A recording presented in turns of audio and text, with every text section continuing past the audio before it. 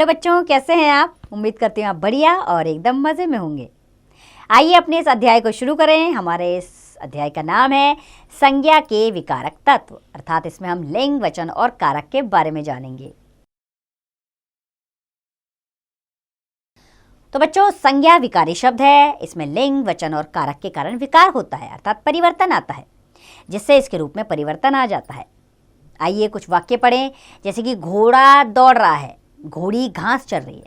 इसमें लिंग के कारण परिवर्तन आ गया, घोड़ा का घोड़ी हो गया। बच्चा सोता है, बच्चे पुस्तक पढ़ते हैं। इसमें वचन के कारण विकार आया, बच्चा का बच्चे हो गया। लड़का घर आया, लड़के ने खाना खाया। इसमें लड़का और लड़के क्या हैं शब्द? कारक के कारण इसमें विकार यानी कि परिवर्तन आ गया। अब बच्चों हम जानेंगे लिंग। सबसे पहले पढ़ेंगे हम लिंग क्या है। शब्द के जिस रूप से यह पता चलता है कि वह शब्द पुरुष जाति के लिए प्रयोग हुआ है या स्त्री जाति के लिए, उसे लिंग कहते हैं। हिंदी में प्रत्येक संज्ञा शब्द का कोई ना कोई लिंग होता है। लिंग से ही यह पहचान होती है कि उस शब्द का प्रयोग पुरुष के लिए हुआ है या स्त्री के लिए। आइए लिंग के भेद पढ़ें। लिंग के दो भेद होते हैं, पुल्लिंग और स्त्रीलिंग। सबसे पहले जानेंगे पुल्लिंग के विषय में। शब्द के जिस रूप से पुरुष जाति का बोध होता है वह पुल्लिंग होते हैं। जैसे मेरा भाई फुटबॉल खेल रहा है, चूहा अपने बिल से बाहर आया, वह लड़का आज नहीं आया, धोबी ने कपड़े धो लिए। तो बच्चों, इन वाक्यों में भाई, चूहा, लड़का और धोबी पुरुष जाति का बोध करा रहे हैं, इसलिए ये पुल्लिंग शब्द है। दूसरा भेद है लिंग का स्त्रीलिंग। शब्द के जिस रूप से स्त्री जाति का बोध होता है वह स्त्रीलिंग होता है। जैसे मोहन की बहन अपनी कक्षा में प्रथम आई, कमरे में एक चूहिया घूम रही है, वह लड़की बहुत अच्छा गाती है, धोबिन कपड़े इकट्ठा कर रही है। तो इन वाक्यों में बहन, चूहिया, लड़की और धोबिन स्त्री जाति का बोध करा रहे हैं, इसलिए ये शब्द स्त्रीलिंग है। आइए लिंग की पहचान कैसे की जाए ये जानना बहुत ज़रूरी है। तो बच्चों, प्राणियों में लिंग का निर्णय करना बहुत ही आसान है, क्योंकि इनका लिंग प्राकृतिक होता है। अप्राणीवाचक शब्दों के लिंग का निर्धारण व्याकरणिक होता है, अर्थात व्याकरण के नियमों को समझकर ही आप अप्राणीवाचक शब्दों के लिंग को पहचान सकते हैं। जैसे कि नित्य पुल्लिंग शब्द, अब हम वे पढ़ेंगे जो सदैव पुल्लिंग होते हैं।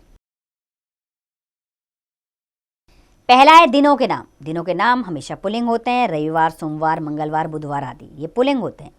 हिंदी महीनों के नाम जैसे चैत्र, बैसाख, ज्येष्ठ, आषाढ़ आदि ये भी सदा पुल्लिंग में होते हैं। ग्रहों के नाम जैसे बुध, शुक्र, शनि, बृहस्पति आदि ये सब पुल्लिंग होते हैं, लेकिन इसका एक अपवाद है पृथ्वी। पृथ्वी स्त्रीलिंग होता है। पहाड़ों के नाम जैसे हिमालय, विंध्याचल, सतपुड़ा आदि ये पुल्लिंग होते हैं। देशों के नाम पुल्लिंग होते हैं जैसे भारत, चीन, जापान आदि, लेकिन श्रीलंका स्त्रीलिंग होता है। समुद्रों के नाम पुल्लिंग होते हैं जैसे अरब सागर, लाल सागर, हिंद महासागर। महाद्वीपों के नाम पुल्लिंग होते हैं, अफ्रीका, एशिया, यूरोप आदि। धातुओं के नाम पुल्लिंग होते हैं जैसे सोना, लोहा, तांबा, पीतल, कांसा आदि, लेकिन इसका अपवाद है चांदी जो होता है वो स्त्रीलिंग होता है। अनाजों के नाम पुल्लिंग होते हैं जैसे धान, गेहूं, चना, बाजरा, जौ आदि, लेकिन इसका भी अपवाद है। मक्का, मूंग ये क्या होते हैं? स्त्रीलिंग होते हैं। फलों के नाम पुल्लिंग होते हैं जैसे आम, अमरूद, सेब, संतरा, पपीता, अनार आदि, लेकिन लीची, जामुन, नाशपाती ये स्त्रीलिंग होते हैं। वृक्षों के नाम पुल्लिंग होते हैं जैसे आम, अमरूद, नींबू, नीम, पीपल आदि, इसका भी अपवाद है। इसमें इमली, मौलसरी, शीशम ये वाले वृक्ष जो होते हैं वो स्त्रीलिंग में आते हैं। रत्नों के नाम पुल्लिंग होते हैं जैसे मोती, हीरा, पन्ना आदि, लेकिन नीलम जो है वो स्त्रीलिंग होता है। शरीर के अंगों के नाम पुल्लिंग होते हैं जैसे हाथ, मुंह, पैर, सिर, पेट, गाल आदि, लेकिन हथेली, कमर, गर्दन, टांग, उंगली ये सब स्त्रीलिंग में आते हैं। आइए अब वे शब्द पढ़ें जो नित्य स्त्रीलिंग शब्द होते हैं, अर्थात जो सदैव स्त्रीलिंग शब्द कहलाते हैं। नदियों के नाम इनमें प्रमुख हैं जैसे गंगा, यमुना, सरस्वती, कावेरी ये स्त्रीलिंग होते हैं। भाषाओं के नाम स्त्रीलिंग होते हैं जैसे हिंदी, अंग्रेजी, तमिल, मलयालम आदि। तिथियों के नाम स्त्रीलिंग होते हैं जैसे प्रथमा, द्वितीया, तृतीया, पूर्णिमा, अमावस्या आदि। झूलों के नाम सदैव स्त्रीलिंग होते हैं जैसे डल, वूलर, चिल्का, सांभर आदि। खेलों के नाम स्त्रीलिंग होते हैं जैसे कबड्डी, क्रिकेट, हॉकी, टेनिस आदि। आकारांत तत्सम संज्ञाएं जैसे बाला, सूचना, घटना, ममता, दया आदि, अर्थात जिसके अंत में आ की मात्रा आती है वे सब स्त्रीलिंग होते हैं। ईकारांत, छोटी ई की मात्रा जिसमें आती है वे तत्सम संज्ञाएं भी स्त्रीलिंग होती हैं, जैसे अग्नि, विधि, रीति, शांति, छवि आदि। इसका भी अपवाद है, इसमें कवि, रवि क्या होते हैं? पुल्लिंग होते हैं। ईकारांत यानी कि जिसमें बड़ी की मात्रा आती है वे तद्भव संज्ञाएं भी स्त्रीलिंग होती हैं, जैसे नदी, रोटी, नौकरी, छोकरी, बिंदी आदि। लेकिन इसका भी अपवाद है, इसमें माली और हाथी शब्द होते हैं, ये पुल्लिंग होते हैं। ऊकारांत संज्ञाएं अर्थात जिसमें छोटे ऊ की मात्रा आती है वो स्त्रीलिंग होते हैं, जैसे मृत्यु, ऋतु, मधु, वायु, आयु आदि। लेकिन विधु ऐसा शब्द है जो पुल्लिंग में आता है। और अगला है आई, आवट, आहट, इका, इमा, इया प्रत्ययों वाले शब्द अर्थात जिनमें ये प्रत्यय लगते हैं वे शब्द स्त्रीलिंग में आते हैं, जैसे बुराई, थकावट, घबराहट, बालिका, गरिमा, गुड़िया आदि। ये सब सदैव स्त्रीलिंग में आते हैं। आइए इसमें कुछ याद रखने वाली बात है, उन्हें भी जान लेते हैं। जैसे कि कुछ संज्ञा शब्द जो पशु, पक्षी व कीट आदि के नामों को प्रकट करते हैं वे नित्य पुल्लिंग अथवा स्त्रीलिंग होते हैं। अब नित्य पुल्लिंग शब्द जान लें, जैसे उल्लू, कौवा, भालू, चीता, तोता आदि। ये हमेशा पुल्लिंग में आते हैं। इनमें से कुछ के स्त्रीलिंग रूप बनाने के लिए इनसे पूर्व यानी इनसे पहले मादा शब्द जोड़ते हैं, जैसे मादा उल्लू, मादा कौवा, मादा भालू, मादा चीता, मादा तोता आदि। अगला है नित्य स्त्रीलिंग शब्द हैं, जैसे बतख, गिलहरी, चील, मक्खी, तितली, मैना, कोयला, छिपकली आदि। ये सदा स्त्रीलिंग होते हैं। इनमें से कुछ के पुल्लिंग रूप बनाने के लिए इनसे पूर्व नर शब्द जोड़ देते हैं, जैसे नर गिलहरी, नर बतख, नर चील, नर मक्खी, नर कोयल, नर तितली आदि। आइए आप पुल्लिंग से स्त्रीलिंग बनाने के नियम जानें। कुछ पुल्लिंग शब्दों को स्त्रीलिंग में बदला जा सकता है, इसके लिए कुछ नियम हैं जो इस प्रकार हैं। पहला नियम है इसका, शब्द के अंत में आ प्रत्यय जोड़कर स्त्रीलिंग शब्द बना दिया जाता है, जैसे बाल का बाला, छात्र का छात्रा, मूर्ख का मूर्खा, शिष्य का शिष्या स्त्रीलिंग, पूज्य का पूज्या, प्रिय का प्रिया, महोदय का महोदया, माननीय का माननीया, कृष्ण का कृष्णा, श्याम का श्यामा स्त्रीलिंग है। दूसरा नियम है इसका, शब्द के अंत में अक और इका करके, जैसे कि सेवक का सेविका, पुस्तक का पुस्तिका, बालक का बालिका, अध्यापक का अध्यापिका, शिक्षक का शिक्षिका, नाटक का नाटिका, लेखक का लेखिका, धावक का धाविका, नायक का नायिका और गायक का गायिका स्त्रीलिंग शब्द है। तीसरा है शब्द के अंतिम अ आ को ई में बदलकर, जैसे पुत्र का स्त्रीलिंग पुत्री, चाचा का चाची, बेटा का बेटी, मौसा का मौसी, मुर्गा का मुर्गी, लड़का का लड़की, बकरा का बकरी और घोड़ा का घोड़ी स्त्रीलिंग शब्द है। चौथा है कुछ शब्दों के अंतिम आ को इया करके, जैसे कुत्ता का स्त्रीलिंग कुतिया, बूढ़ा का बुढ़िया, चूहा का चूहिया, लूटा का लुटिया, बेटा का बिटिया और गुड्डा का गुड़िया स्त्रीलिंग शब्द है। पांचवा नियम है कुछ शब्दों के अंत में इन लगाकर, जैसे पुजारी का पुजारिन, कहार का कहारिन, मालिक का मालिन, धोबी का धोबिन, तेली का तेलिन, ग्वाला का ग्वालिन है स्त्रीलिंग शब्द। लुहार का लुहारिन, कुम्हार का कुम्हारिन। अगला नियम है इसका, कुछ शब्दों के अंत में नी प्रत्यय जोड़कर, जैसे कि शेर शेरनी, सिंह सिंहनी, मोर मोरनी, ऊंट ऊंटनी, डॉक्टर डॉक्टरनी, भील भीलनी, मास्टर मास्टरनी, दुकानदार दुकानदारनी स्त्रीलिंग शब्द बन गए। सातवां नियम है शब्द के अंतिम ई को इनी करके,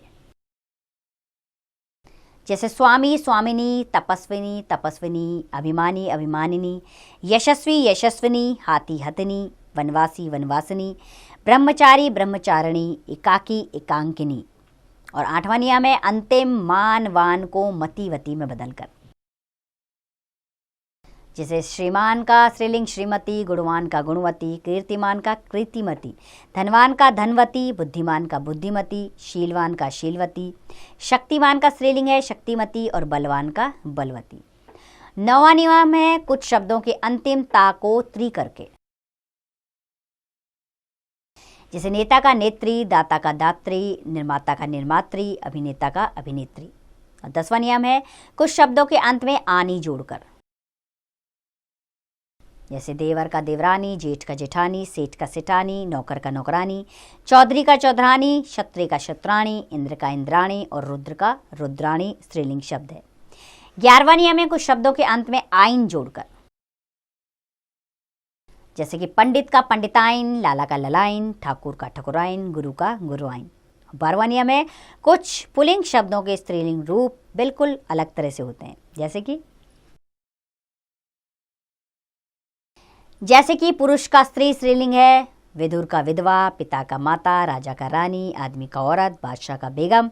नर का नारी है स्त्रीलिंग, सम्राट का सम्राज्ञी, वर का वधू, कवि का कवित्री, युवक का युवती, ससुर का सास, विद्वान का विदुषी, बैल का गाय स्त्रीलिंग शब्द है। तो बच्चों, हमने लिंग के बारे में जानकारी ली। अब हम बढ़ेंगे वचन की ओर, यानी कि हम जानेंगे वचन क्या है। आइए कुछ वाक्य पढ़ के समझ लेते हैं। जैसे लड़की ने गीत गाया, लड़कियां गीत गा रही हैं। घोड़ा तेज दौड़ता है, मैदान में कई घोड़े चल रहे हैं। मैं एक कार खरीदूंगा, सड़क पर कारें दौड़ी जा रही हैं। तो बच्चों, इसमें एक और अनेक का बोध हो रहा है। एक शब्द है इन वाक्यों में, लड़की, घोड़ा और कार एक शब्द है। अनेक शब्द, लड़कियां, घोड़े और कारें। अर्थात शब्द के जिस रूप से उसके एक या अनेक होने का बोध होता है उसे वचन कहते हैं। वचन से व्यक्ति या वस्तुओं की संख्या का पता चलता है कि व्यक्ति या वस्तु एक है या एक से अधिक है। आइए अब वचन के भेद भी जान लें। इसके दो भेद होते हैं, एक वचन और बहुवचन। सबसे पहले पढ़ेंगे एक वचन क्या है। बच्चों, शब्द के जिस रूप से एक व्यक्ति या वस्तु का बोध होता है उसे एक वचन कहते हैं, जैसे लड़का, सड़क, पुस्तक, कुर्सी आदि। दूसरा इसका वचन का भेद है बहुवचन। शब्द के जिस रूप से एक से अधिक व्यक्तियों या वस्तुओं का बोध होता है उसे बहुवचन कहते हैं, जैसे लड़के, बेटे, सड़कें, पुस्तकें, कुर्सियां आदि। अब इसमें याद रखने वाली बात है, वो भी जान लेते हैं। जैसे कि व्यक्तिवाचक संज्ञाएं प्रायः एक वचन होती हैं, लेकिन यदि इनका प्रयोग बहुवचन में किया जाता है तो ये जातिवाचक बन जाती हैं। जैसे इस संसार को अभी कई बुद्धों की आवश्यकता है, हमें अपने देश को जयचंदों से बचाना है, विभीषणों के कारण घर बर्बाद हो जाते हैं। तो बच्चों, इसमें बुद्धों, जयचंदों और विभीषणों जो शब्द हैं वो व्यक्तिवाचक संज्ञाओं से बनी जातिवाचक संज्ञाएं हैं। भाववाचक और द्रव्यवाचक संज्ञाएं भी प्राय एक वचन में होती हैं, लेकिन यदि इनका प्रयोग बहुवचन में किया जाता है तो ये जातिवाचक बन जाती हैं। जैसे कि कुछ लोग गर्मियों में पहाड़ पर चले जाते हैं। ईश्वर की लीलाएं अपरंपार है, प्रकृति सभी की आवश्यकताएं पूर्ण करती हैं। तो बच्चों, इन वाक्यों में जो शब्द हैं, गर्मियों, लीलाएं, ये सब भाववाचक संज्ञाओं से बनी जातिवाचक संज्ञाएं हैं। आगे है व्यक्तिवाचक और भाववाचक संज्ञाओं का प्रयोग प्राय एक वचन में होता है। जातिवाचक संज्ञा का प्रयोग दोनों वचनों में होता है।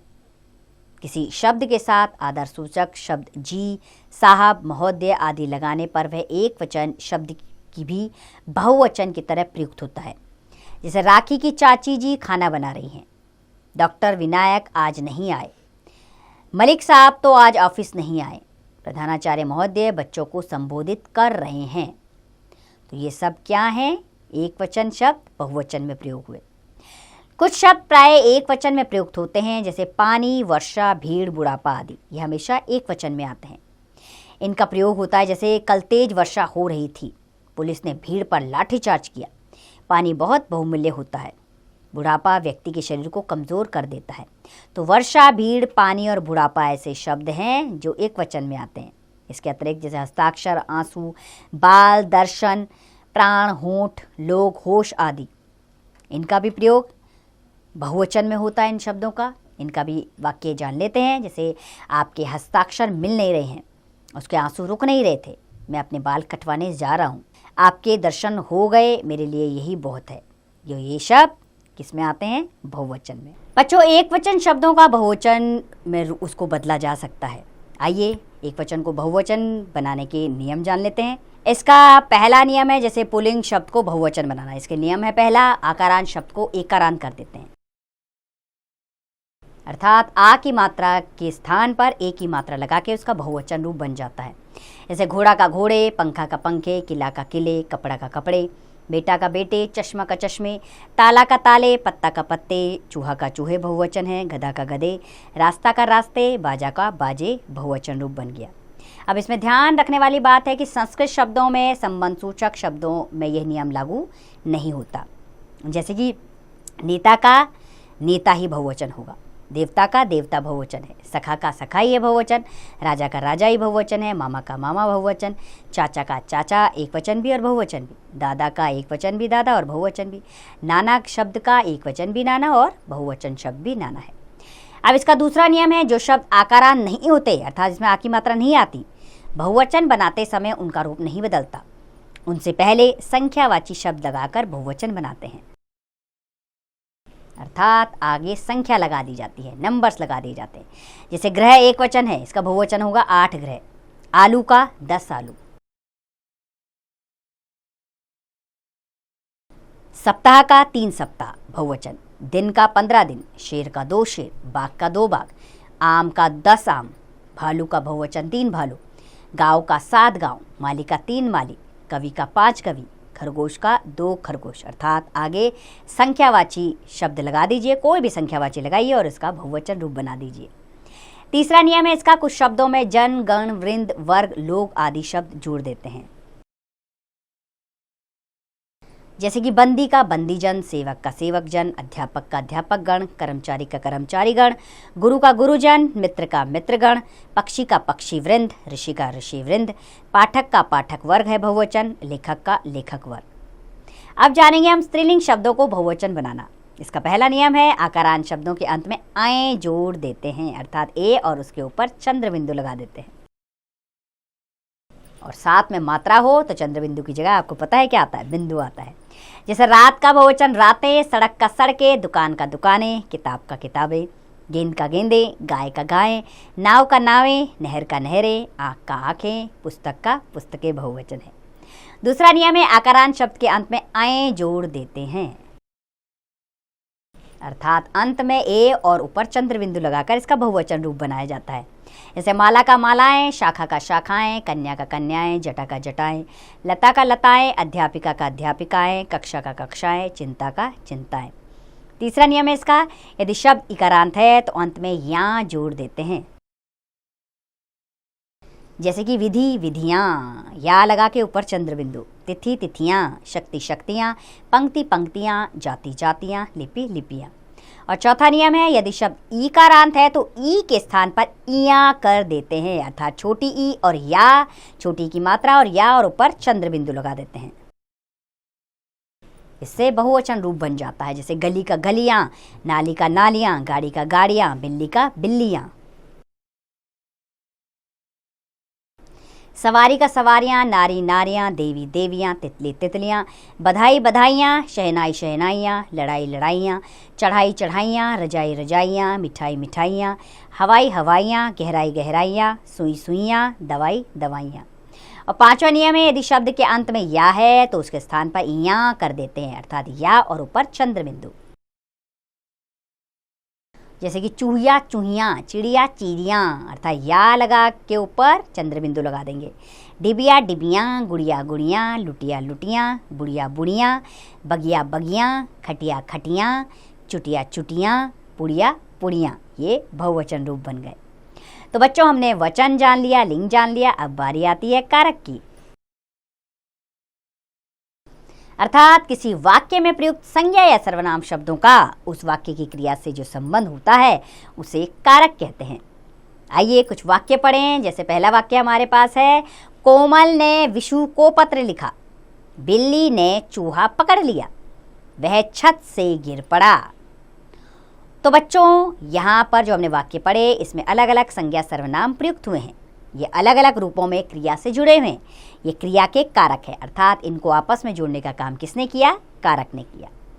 कारक का शाब्दिक अर्थ है करने वाला। कारक शब्द किसी न किसी रूप में क्रिया से जुड़ा होता है और क्रिया को पूर्ण करने में सहायता करता है। कारक चिन्ह को जानेंगे अब हम। जो शब्द किसी वाक्य में प्रयुक्त संज्ञा या सर्वनाम शब्दों का वाक्य की क्रियाओं से संबंध प्रकट करते हैं उन्हें कारक चिन्ह कहते हैं। कारक चिन्ह को परसक भी कहते हैं। आइए कुछ वाक्य देखें। जैसे राम ने रावण को युद्ध के मैदान में बाण से मारा, पिताजी वकुल के लिए खिलौने लाए, हम लोग रेलगाड़ी से जाएंगे, पेड़ से फल गिरा, ललिता ने कोलकाता में अपना मकान बना लिया। तो इन वाक्यों में ने, को, में, से, के लिए, ये सब क्या है? कारक चिन्ह है। यही कारक चिन्ह स्पर्शक कहलाते हैं। आइए अब जानें कारक के भेद। कारक के 8 भेद होते हैं। पहला है कर्ता कारक, इसकी विभक्ति है ने, कोई चिन्ह नहीं। दूसरा कर्म कारक, विभक्ति है को, इसका भी कभी कभी कोई चिन्ह नहीं आता वाक्य में। करण कारक की विभक्ति है से के द्वारा। संप्रदान कारक की विभक्ति है के लिए को। अपादान कारक, इसकी विभक्ति है से, इसमें अलगाव यानी अलग होने का बोध होता है। संबंध कारक, इसकी विभक्ति है काके की रारे री। अधिकरण कारक, इसकी विभक्ति है में पर। संबोधन कारक, इसकी विभक्ति है हे अरे, कभी कभी इसका कोई चिन्ह भी नहीं आता। आइए अब इसके बारे में विस्तार पूर्वक जानें। सबसे पहले जानेंगे हम कर्ता कारक के बारे में। जो संज्ञा या सर्वनाम क्रिया को करता है उसे कर्ता कारक कहते हैं। कर्ता कारक का चिन्ह कभी कर्ता के बाद प्रयोग होता है और कभी नहीं होता। यदि क्रिया सकर्मक और भूतकाल में हो तभी कर्ता कारक के चिन्ह ने का प्रयोग होता है। जैसे मोहन ने पत्र लिखा, किरण अपने घर चली गई, तुमने झूठ क्यों बोला, तुम अपना काम करो, रीना ने आज कुछ नहीं किया, हम अब जा रहे हैं।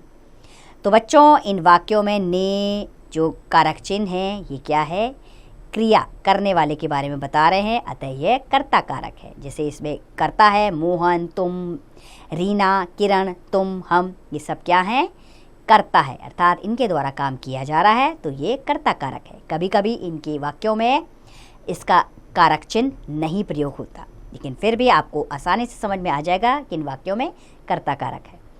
दूसरा कारक है कर्म कारक। वाक्य में जिस शब्द पर क्रिया का प्रभाव या फल पड़ता है उसे कर्म कारक कहते हैं।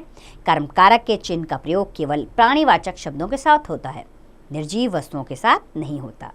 जैसे आपने चपरासी को क्यों बुलाया था, शिखा ने निबंध लिखा। देखो, निबंध अप्राणीवाचक है तो इसमें को विभक्ति का प्रयोग नहीं हुआ। चपरासी प्राणीवाचक है तो इसमें को विभक्ति का प्रयोग हुआ। बिल्ली ने चूहे को पकड़ लिया, प्राणीवाचक है तो को हुआ प्रयोग। विम्मी खाना बना रही है। पुलिस ने चोर को गिरफ्तार कर लिया, मैंने कविता याद कर ली है। कविता अप्राणीवाचक, इसलिए इसमें विभक्ति का प्रयोग नहीं हुआ, अतः यह कर्म कारक है क्योंकि इसमें क्रिया का प्रभाव या फल पड़ रहा है, अर्थात इसमें कर्म मौजूद है। जैसे शिखा ने निबंध लिखा, तो इसमें शिखा क्या है, कर्ता यानी कि संज्ञा है, और लिखा जो है वो क्रिया है, बीच में निबंध जो है वो कर्म है। तो यहाँ पर कर्म की मौजूदगी पता लग रही है, तो ये वाक्य कर्म कारक है। तीसरा है करण कारक। जिस शब्द से क्रिया के साधन का बोध होता है उसे करण कारक कहते हैं। जैसे उसने चाकू से सेब काटा, अर्थात उसने सेब काटने के लिए किसका प्रयोग किया, चाकू। तो यहाँ साधन प्रयोग हो रहा है और साथ में से विभक्ति भी आ रही है, तो करण कारक है। वे कार से आए थे, साधन प्रयोग हुआ कार। यह पत्र मोहन के द्वारा भिजवाया गया, साधन कौन बना इसमें, मोहन। टीवी के द्वारा सबको सूचना मिल गई, इसमें साधन कौन बना, टीवी के द्वारा क्या मिली सबको, सूचना। तो यहाँ पर क्या है, करण कारक, क्योंकि इसमें साधन का प्रयोग हुआ है तो करण कारक है और इसकी विभक्ति है से। अगला कारक है संप्रदान कारक। वाक्य में जिस संज्ञा या सर्वनाम शब्द के लिए क्रिया की जाती है या जिसे कुछ दिया जाता है उसे संप्रदान कारक कहते हैं। जैसे भिखारी को रोटी दो, मैं यह खिलौना खुशी के लिए लाया हूँ। राजू के लिए कोट ले आओ, ये टाफियाँ बच्चों को दे दो। तो बच्चों, यहाँ इन वाक्यों में कुछ क्रिया यानी किसी के लिए कुछ करने का भाव प्रकट हो रहा है, इसीलिए ये कौन सा कारक है, संप्रदान कारक। अर्थात संप्रदान कारक कहाँ होता है, जिसमें किसी के लिए कुछ किया जाता है या किसी को कुछ दिया जाता है और इसकी विभक्ति को के लिए है। अगला कारक है अपादान कारक। वाक्य में जिस संज्ञा या सर्वनाम से किसी व्यक्ति या वस्तु का अलगाव यानी दूर होना दिखाया जाता है उसे अपादान कारक कहते हैं, अर्थात इसमें अलग होने का भाव होता है। जैसे वह छत से गिर पड़ा, आसमान से बड़े बड़े ओले गिरे, वह पानीपत से चल दिए हैं, मैं सोमवार से घर नहीं गया हूँ। अर्थात इसमें अलग होने का बोध है और इसमें विभक्ति है से। याद रखिएगा, करण कारक की विभक्ति भी से होती है और अपादान कारक की विभक्ति भी से होती है, लेकिन ध्यान क्या रखना है, करण कारक में साधन का प्रयोग होता है और अपादान कारक में अलग होने का बोध होता है। अगला कारक है हमारा संबंध कारक। वाक्य में जब किसी संज्ञा या सर्वनाम का संबंध क्रिया से न होकर अन्य संज्ञा या सर्वनाम से होता है तो उस संबंध को सूचित करने वाला या अधिकार रखने वाला शब्द संबंध कारक होता है। जैसे वो मोहित का घर है, रवि की माताजी बीमार है, दिनेश के मामा जी लखनऊ में रहते हैं, बिल्लू के भाई का कुत्ता कहीं भाग गया। तो बच्चों, इन वाक्यों में मोहित का संबंध घर से, रवि का संबंध माताजी से, दिनेश का संबंध मामा जी से, बिल्लू का संबंध भाई से और भाई का संबंध कुत्ते से है। अतः इन वाक्यों में ये शब्द जो छपे हैं, ये सब क्या हैं? संबंध कारक शब्द हैं। अगला कारक है अधिकरण कारक। वाक्य में जो शब्द क्रिया के आधार को सूचित करते हैं उन्हें अधिकरण कारक कहते हैं। जैसे नाव नदी में तैर रही है, वह साइकिल पर जा रहा है, लड़के मैदान में खेल रहे हैं, गीता कुर्सी पर बैठी है। इसकी विभक्ति में पर है। तो बच्चों, इन वाक्यों में क्रिया के आधार को सूचित किया जा रहा है, अतः ये अधिकरण कारक है। हमारा आखिरी कारक है संबोधन कारक। वाक्य में जिस शब्द का संबंध क्रिया से नहीं होता, वरन वह अपना स्वतंत्र अस्तित्व रखता है, उसे संबोधन कारक कहते हैं। इस शब्द का प्रयोग किसी को पुकारने या संबोधित करने के लिए होता है। जैसे हे प्रभु मेरी रक्षा करो, माता भिक्षा दो, बच्चों अब घर जाओ, छात्रों अपना काम पूरा करो। तो बच्चों, इन शब्दों में, जो वाक्यों में शब्द आए हैं, वो संबोधित करने के लिए आए हैं। कौन से संबोधित शब्द है? जैसे हे प्रभु, बच्चों, माता, छात्रों, और इसके बाद विस्मयादि बोधक चिन्ह ज़रूर आता है। तो इससे आप समझ जाएंगे कि ये संबोधन कारक है। संबोधन कारक के बाद प्राय संबोधित चिन्ह तो आपको अवश्य ही लगाना होता है, और अगर लगा है तो उसके ज़रिए आप समझ जाएंगे इस कारक को। लेकिन कभी कभी अल्प विराम का भी इसमें प्रयोग किया जाता है, अर्थात संबोधन कारक में संबोधित चिन्ह की बजाय कभी कभी अल्प विराम का प्रयोग भी होता है। आइए आपके अभ्यास के लिए इस पाठ को दोहरा लेते हैं। संज्ञा में विकार लिंग, वचन और कारक के कारण होता है। प्रत्येक संज्ञा शब्द का कोई न कोई लिंग होता है। लिंग दो प्रकार का होता है, पुल्लिंग और स्त्रीलिंग। शब्द के जिस रूप से उसके एक या अनेक होने का बोध होता है उसे वचन कहते हैं। वचन के दो भेद होते हैं, एक वचन और बहुवचन। व्यक्तिवाचक संज्ञाएं प्राय एक वचन होती हैं, लेकिन यदि इनका प्रयोग बहुवचन में किया जाता है तो यह जातिवाचक बन जाती हैं। भाववाचक संज्ञाएं भी प्राय एक वचन होती हैं, लेकिन यदि इनका प्रयोग बहुवचन में किया जाता है तो ये जातिवाचक बन जाती हैं। जातिवाचक संज्ञा का प्रयोग दोनों वचनों में हो सकता है। किसी एक वचन शब्द के साथ आदर्शसूचक शब्द लगाने पर वह बहुवचन की तरह प्रयुक्त होता है। कारक शब्द किसी न किसी रूप में क्रिया से जुड़ा होता है और क्रिया को पूर्ण करने में सहायता करता है। किसी वाक्य में प्रयुक्त संज्ञा या सर्वनाम शब्दों का उस वाक्य की क्रिया से जो संबंध होता है उसे कारक कहते हैं। जो शब्द किसी वाक्य में प्रयुक्त संज्ञा और सर्वनाम शब्दों का वाक्य की क्रियाओं से संबंध प्रकट करते हैं उन्हें कारक चिन्ह कहते हैं। कारक के 8 भेद होते हैं: कर्ता कारक, कर्म कारक, करण कारक, संप्रदान कारक, अपादान कारक, संबंध कारक, अधिकरण कारक और संबोधन कारक। संबोधन कारक के बाद प्राय संबोधन चिन्ह, लेकिन कभी कभी अल्प विराम लगाया जाता है। तो उम्मीद करती हूँ बच्चों आपको यह अध्याय अच्छे से समझ आया होगा। इस अध्याय में हमने लिंग, वचन और कारक के बारे में जाना। अब इसका अभ्यास कार्य आप स्वयं कीजिए।